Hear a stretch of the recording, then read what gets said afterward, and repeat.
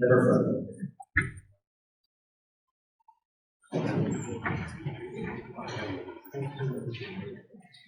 Good morning, everyone. My name is Adrian. I want to introduce Everfront Biotech's product, a wafer to treat glioblastoma.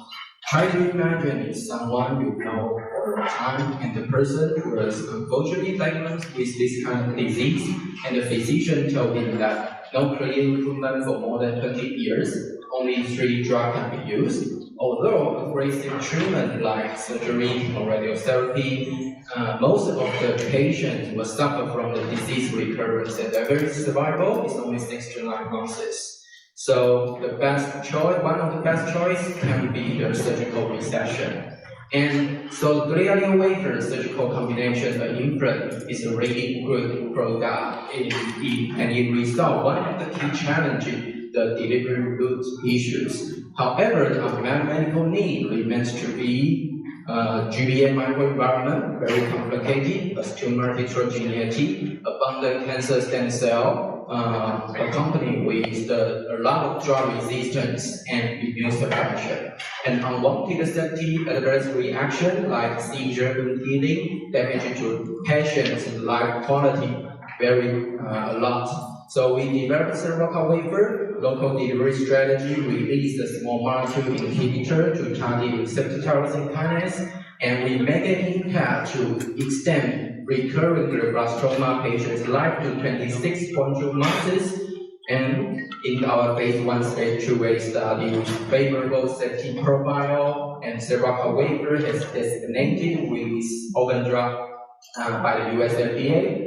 And we are going to conduct a pivotal study accompanied with some fundraising activity, of course, and aim for the X-ray approval by 2027. Thank you very much.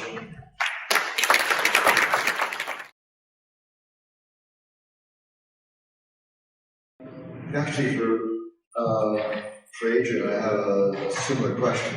It sounds like it's something your process is going to be has to be coordinated with the companion drug. Is there sort of an ideal focus for you there as well? Companion drug. Well, not a companion drug, but in other words,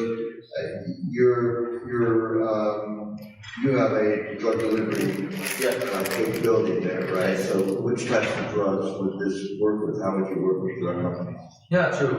We have a special API as a membrane form with a compound called total chemical synthesis incorporated through a spatial carrier. We call it a wafer in a certain diameter, like the strategy the glial wafer used. So we use this wafer as a surgical combination, and it's an implant form, and it can be used to implant into the brain cavity or the spinal cord, prostate cancer, pancreatic cancer, like that. And then we have this special new chemical entity. It's a receptor tyrosine kinase inhibitor. It's a multi-target.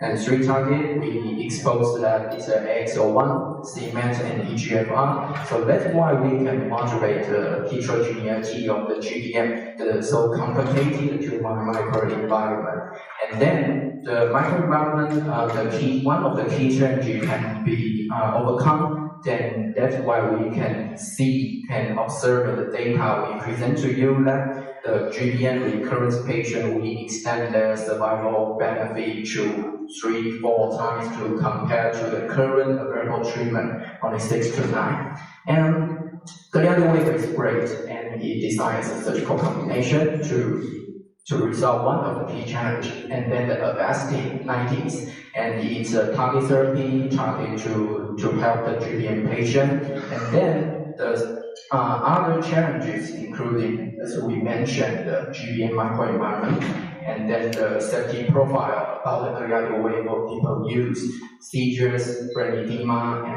and their family cannot take care of the patient really help, and it's really a big damage to the social economic.